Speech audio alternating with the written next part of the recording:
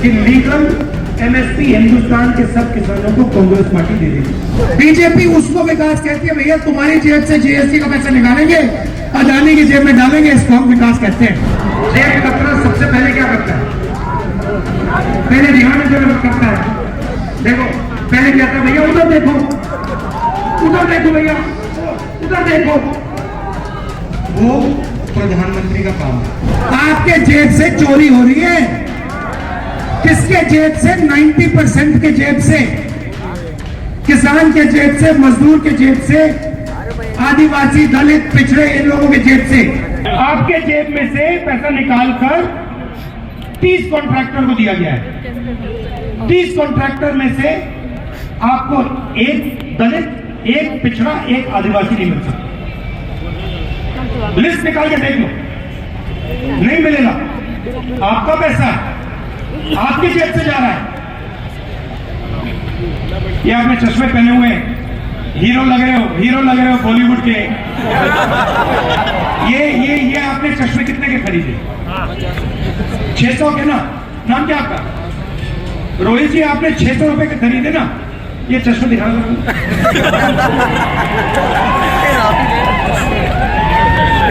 ये जो चश्मे खरीदे रोहित ने,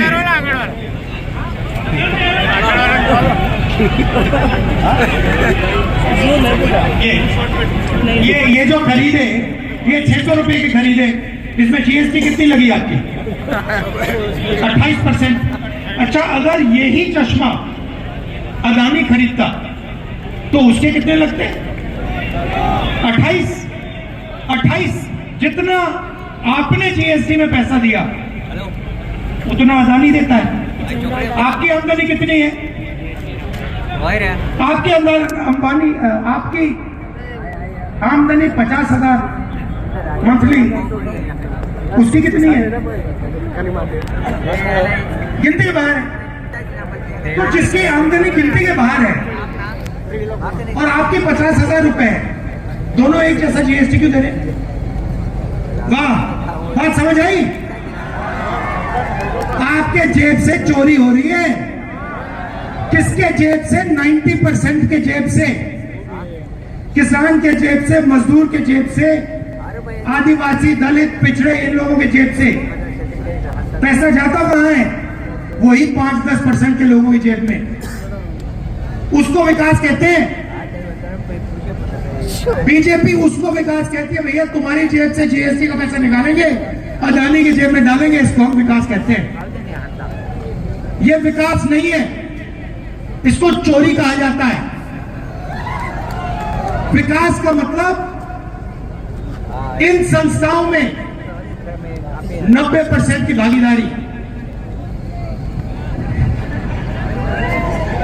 तो जाति जनगणना और इकोनॉमिक सर्वे के बाद पता लग जाएगा, पूरे गुजरात को पता लग जाएगा कि सड़कों का जो पैसा जा रहा है उसमें 1 रुपया ना आदिवासी को जाता है, ना दलित को जाता है, ना पिछड़ों को जाता है, ना किसी को जाता है। आप फसल बीमा योजना देखो, मैंने आंकड़े निकाल रखे हैं। फसल बीमा योजना का 35,000 करोड़ रुपए साल का लगता है। 10,000 करोड़ रुपया स्टेट की सरकार देती है। सुनो अभी उसकी भी बात करूंगा। फसल बीमा योजना का पैसा कहां जाता है जानते हो? 16 कंपनियों के पास।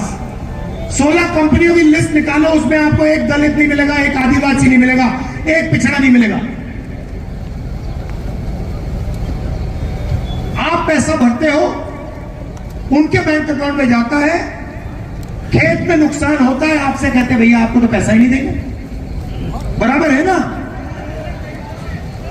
तो जाति जनगणना से यह सब पता लग जाएगा कि हिंदुस्तान का धन कैसे बटा है, किसके हाथों में है, कहां जा रहा है,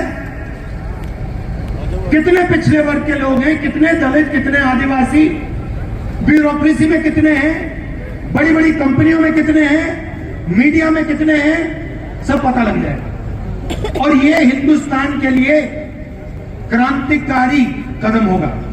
देखिए, 70 साल पहले आजादी मिली, सही? आजादी में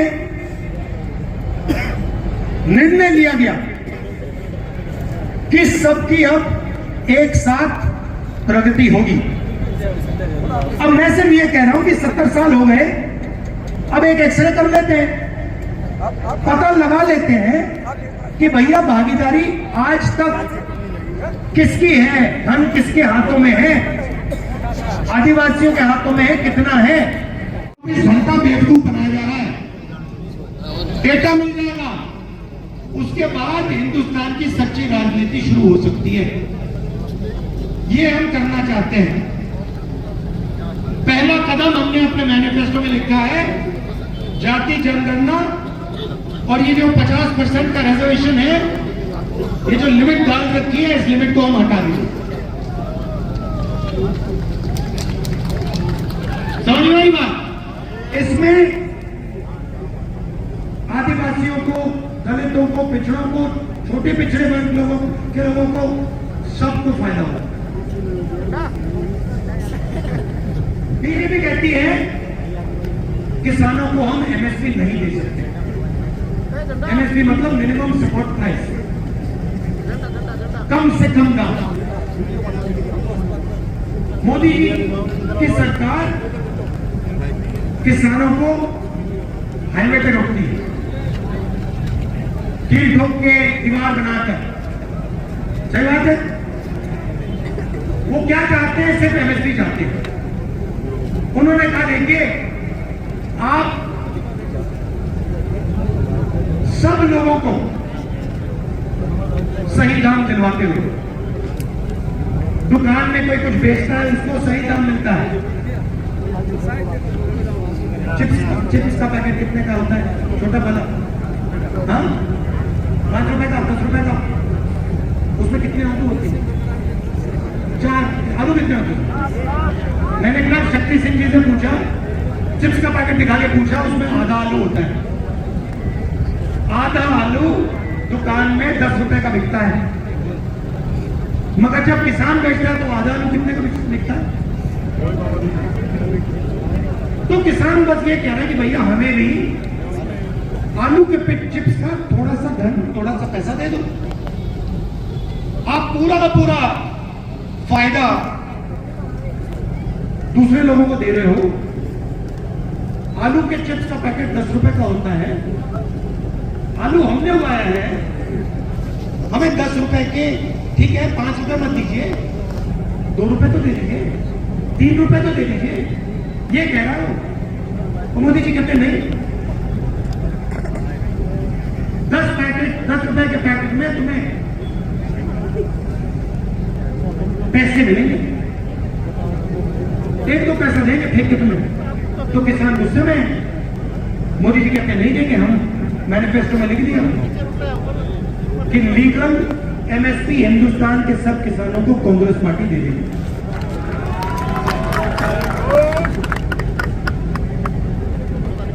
बोलो बोलो भैया, खुल के बोलो। ये बीजेपी की मीटिंग नहीं है, ये कांग्रेस वालों की है। हाँ,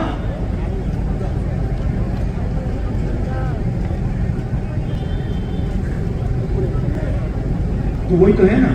मगर जो फसल बीमा योजना है, उसका जो पैसा सरकार देती है वो आपकी जेब में से निकलता है। अच्छा आप बताओ, हाँ,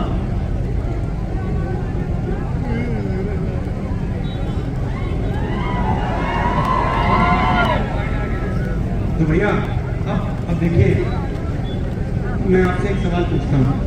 ये देखिए मीडिया वाले खड़े हुए यहाँ पे, देखिए उनकी ओर देखिए सर। नमस्कार, कैसे हैं आप लोग?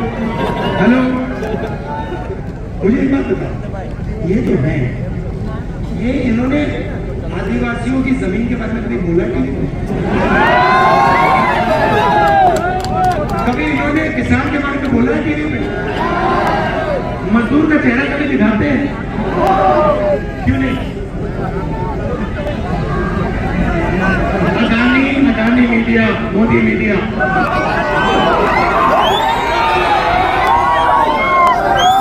ये आपका ध्यान इधर उधर करते हैं। जब आपको देखो, आपको आपने जेब कतरों को देखा होगा। जेब क्या करता है? पहले ध्यान जो करता है, देखो पहले क्या था भैया, उधर देखो भैया, उधर देखो। वो प्रधानमंत्री का काम है। भाई और बहनों, उधर देखो, थाली बजा, इधर फोन चलाओ। वो देखो भैया, उस साइड देखो। आप लोग इधर उधर देखते रहते हो, आप देखते रहते हो। सच्चाई है, जैसे मोदी जी कहते हैं भैया मैं समुद्र के नीचे जा रहा हूं, आप लोग टीवी ऑन करके देखते हो, भैया ये समुद्र के नीचे चला गया। फिर वो क्या कहते हो, क्या था वो चुनाव के समय, वो सी प्लेन पे चल जाता, फिर आप देखते हो भैया मोदी जी सी प्लेन पे जा रहे हैं। तो आपका ध्यान इधर उधर करता है। पीछे से दूसरा आता है, पीछे से अडानी जी आते हैं, ऐसे आते हैं और ये कर जाते हैं। और दूसरी साइड अमित शाह डंडा लिए खड़ा रहता है कि कोई डिस्टर्ब करेगा तो मैं मारता हूं। ये है गुजरात मॉडल, यही है गुजरात मॉडल। ये यहां शुरू हुआ था और अभी ये पूरे देश में फैला दिया गया, तो इसको रोका भी यही जाएगा। और कौन रोकेंगे? आप लोग रोकोगे, गरीब लोग रोकेंगे, किसान, दलित, आदिवासी, पिछड़े, ये लोग रोकेंगे। सही बात है, और ये रुकेगा, देख लेना। मगर ये मत भूलिए, जाति जनगणना क्रांतिकारी कदम है, ये आपको छोड़ना नहीं है, ये छोड़ना नहीं है आपको। ये आपको आपका ये दरवाजा खोल देगा, दीवार तोड़ देगा। ये भूलिए मत मेरी बात। मेरा लक्ष्य है कि हिंदुस्तान का जो धन है, जो संस्थाएं हैं, उनमें हिंदुस्तान के सब लोगों को भागीदारी मिले, चाहे वो शिक्षा हो, स्वास्थ्य हो, बड़ी बड़ी कंपनियां हो, मीडिया हो। मेरी सोच है कि सब लोगों की भागीदारी होनी चाहिए, सब लोगों को जगह मिलनी चाहिए। और पहला कदम, क्रांतिकारी कदम जाति जनगणना है, फाइनेंशियल सर्वे है, इकोनॉमिक सर्वे है, भूलना नहीं। एक बात अगर आप इस भाषण से अपने दिमाग में रखोगे, ये है जाति जनगणना को छोड़ना नहीं है, ठीक है। अब आखिरी बात बोलना चाहता हूं, कहां है? अच्छा, यहाँ पे ऐसे युवा हैं जो पहले आर्मी में जाना चाहते थे, कोई है यहाँ पे? ये देखो हाथ उठ गए, कहां है? क्या है ये? आप आर्मी में हो? अभी आर्मी में हो? भैया फंस जाओगे, निकाल देंगे तुम्हें। क्या नाम है आपका? आ जाओ, मैं तो सबसे बात कर लेता हूँ। भैया इनको बताओ, अग्निवीर से देश को क्या नुकसान है? सर, ये आप लोगों की सुरक्षा के साथ खिलवाड़ हो रहा है। ये कोई 4 साल की नौकरी मात्र नहीं है, ये देश की सुरक्षा के साथ खिलवाड़ किया जा रहा है, आप लोगों की सुरक्षा के साथ खिलवाड़ किया जा रहा है। ये सिर्फ पेंशन की बात नहीं है, ये भारतीय सेना किसी के बाप की बबौती नहीं है, ये हमारी और आपकी सेना है, हर लोगों की सेना है, जिसकी वजह से मैंने इस सच्चाई को जब बोला था कि भारतीय सेना के साथ खिलवाड़ नहीं होना चाहिए, तो इस वजह से मैंने त्याग पत्र दिया। लेकिन उन्होंने बोला ये चीजें मान्य नहीं है, इस चीज को दबाया गया। पहले जो आर्मी थी उसमें एक दे देंगे आपको, उसमें कितने सालों की ट्रेनिंग होती थी? सर, मेरी खुद 3 साल की थी, और उसके बाद 1 साल की और एडवांस। तो आपकी 4 साल की ट्रेनिंग हुई। आप मुझे बताओ, जो अग्निवीर को 6 महीने की ट्रेनिंग दी जाएगी, उससे काम बन जाएगा? सर वो भी ट्रेनिंग प्रॉपर नहीं हो पा रही, उससे कहीं काम नहीं बनने वाला। वो सेना को बिल्कुल कमजोर किया जा रहा है। आने वाले समय में हम जो स्वर्गीय नेताजी कहते थे मुलायम सिंह कि हमें पाकिस्तान से डर नहीं है, हमें चीन से डर होनी चाहिए। चीन से मतलब मुकाबला करने के लिए अपने सैनिक को मजबूत बनाना चाहिए। लेकिन ये लोग अभी हमें ऐसा कमजोर कर देंगे कि आने वाले समय में पाकिस्तान से भी मुकाबला करने में सोचना पड़ेगा, अगर ऐसी व्यवस्था लाएगी।